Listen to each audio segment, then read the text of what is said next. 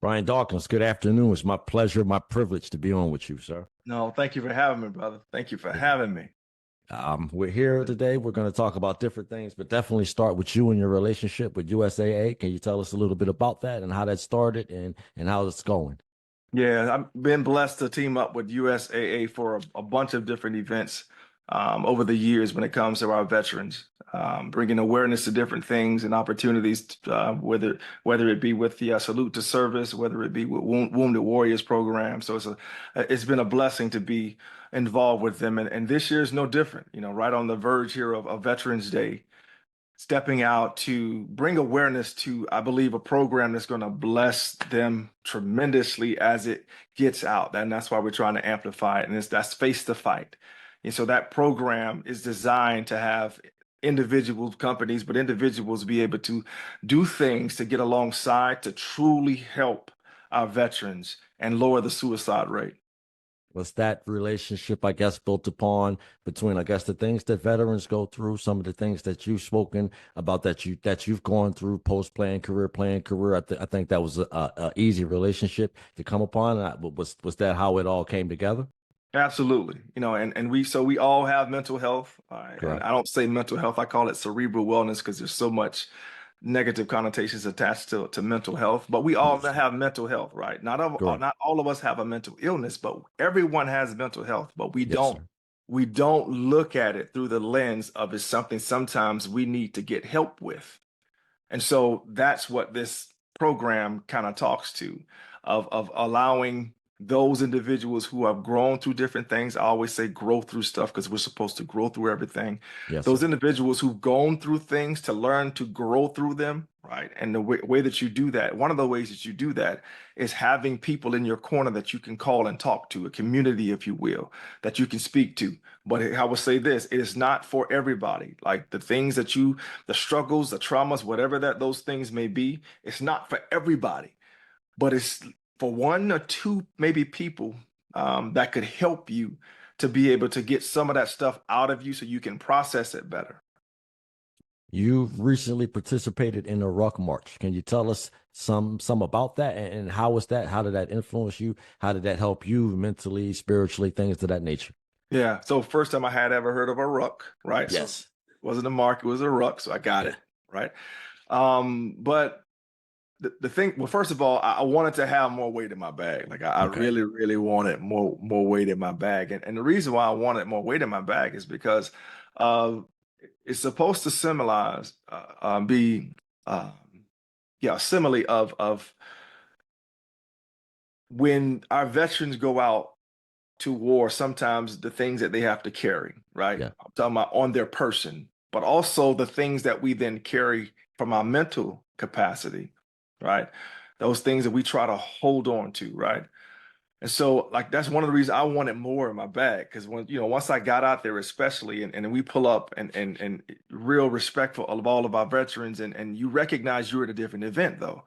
Like you have individuals that don't have, missed an arm or a leg, or sometimes the face is some blown, some of it is disfigured, right? So you recognize you're in a spot that is different in that way, that these individuals, the reason why they are that way is because of service, of going out and fighting for the country. And so when I got out there and began to listen to the stories of different individuals as they shared them with me, first of all, the respect level for our veterans, like a rose, right, continues to go up. And they inspired me to continue to push and fight through Okay. and to share the message that I have to help people in the realm that I can. And so I'm blessed to have a platform to be able. The Lord has blessed me with a platform to be able to talk about some things. And this is one of the major subject matters that I'm consistently talking about, and that's the mental health of of of of everyone. I would say men, but it's for everyone. You're a Hall of Fame athlete, even to me, a Hall of Fame person.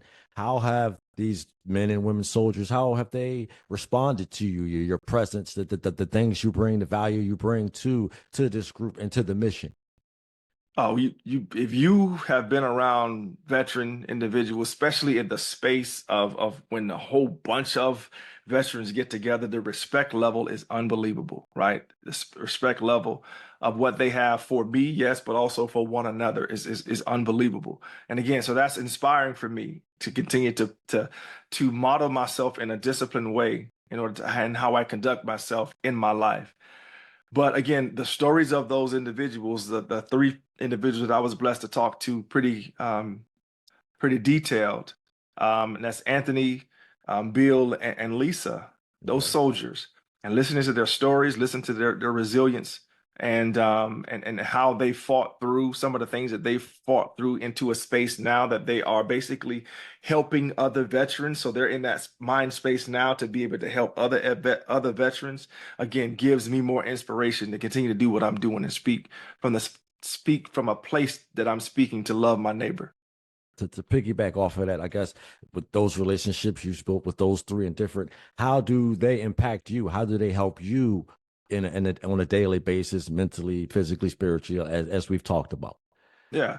So first of all, the number one was the fact that they went out to do what they did for the country. That's number one. The respect I have for individuals going into sometimes harm's way knowingly to fight for the country is tremendous respect I have for those individuals. And then number two, um, we who have not been in wars, we still have traumas in our lives that have happened to us that we have to deal with. And some of us, we just don't know how to deal with it. So that's the similarity. That's the common ground, in my opinion, that we have with those of our veterans, that those traumas, if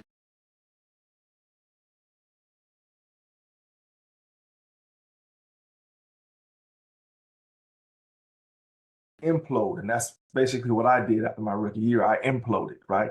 And so, but I was able to find those individuals that I needed. And so that's what Face to Fight is. Face to Fight is a program allow us to then do things and come alongside companies, but us to come alongside our veterans to help them, to give them some of the resources, to give them some of the listening ear that they need in order for them to get out of the headspace that they find themselves in, to Okay. get from that place of just surviving to a place of thriving. Who do you, at this point in time in your career, I guess it's maybe a personal question. Who do you turn to or you speak to when you need guidance and things at this point? Because you give so much. Who gives to you? Who pours out for you? So I have three people in my life. I call it my blessed pack. Okay. My blessed pack. So those three people that I can call at any time. And these are individuals that I had in my life at one point. All when I went through the things that I went through after my rookie year, I had them in my life, but I did not recognize them to be the value that they were, and I had not invited them into the space of speaking into my life by sharing things with them. So those three individuals I can call, I can text, and sometimes it's as simple as me texting them and just saying, "Hey, pray for your boy. Pray for your Okay. boy." And I know that they're gonna, if they don't, if I don't give them any more detail than that, then they'll send me some scriptures back and they'll send me some, some motivational thing, inspirational things. And if I need to get on the phone and pray with them, then we'll get on the phone and we'll pray together. So those are three individuals, and the empowerment of that, it really gets you to a place to recognize you're not alone. Now, we're not alone anyway, but if you do not feel like you have that person, so I would tell anybody who's watching this, pray about who that individual is. Who is that one person? It doesn't have to be three. Is it one person? Again, that person should be able to then help you, to pour into you. Now, if you need professional help, that's another level that you then seek that professional help. But I'm just talking about from just a personal level right now of those three individuals that I'm speaking about. Gotcha, gotcha. I only have you for a few minutes. Wanted to Yeah. pivot to the Eagles, if you don't mind. They've won three straight since the bye. What do you think? Besides, I think the defensive improvement. What do you think has been the biggest improvement in terms of coach, quarterback, and overall for this team? Yeah, so I just call this the season of growing pains. Like you're going to be early on, it's going to be more growing pains than not. Like I love, to be honest, I love the fact that they're struggling early in the season. Why? Because when you begin to struggle, what happens is you really get introduced to who you truly are, right? And there's a whole lot of we have a lot of good players and all that stuff, but now when you go on a field and you perform, the film shows you exactly who you are, good, bad, or ugly, right? So if you're honest and you are honest what you're seeing on film, then you're able to, make the adjustments that need to be adjusted, right? So that you can become the team that you want to be, that you know you can be, right? And so it seems like finding their way on defense, again, new defensive coordinator. So early people don't understand, you don't necessarily know who you have until you put those guys on the fire. Correct. And the fire is game day. So that's who you truly begin to see who you have on defense, right? It's not in practice. You can see some things in practice, but some guys are good in practice, but game day, not so much, right? Some guys are horrible in practice, but on game day, they light up. So you truly don't know who you have until you get on the football field. So I believe that they're kind of finding their way on defense and on offense, right? And I think that will be, if they're continuing to be honest and hold one another accountable, they can continue to grow and get better. Speaking of that defense, Vic Fangio's group has been pretty solid over the last 2 or 3 weeks. What do you think has been the biggest difference, and what do you think they could continue to improve on? So I think that, first of all, the comfort ability of the defensive coordinator and the cover guys will turn him loose to do some of the things that he's been doing in the last couple of games. He's been blitzed a lot more, strategically blitzing a whole lot more than he was in the first couple of games. Why? I don't know if he knew what he had and had a whole lot of comfort. That, number one, it could be communication, and it could be that he just didn't have the knowledge of who he truly had at the cornerback position. Can they cover? Can they hold down? If they're one-on-one, can they survive those downs if I blitz, right? And so I think he's getting more and more comfortable in that, because you can see he's adding a whole lot more pressure.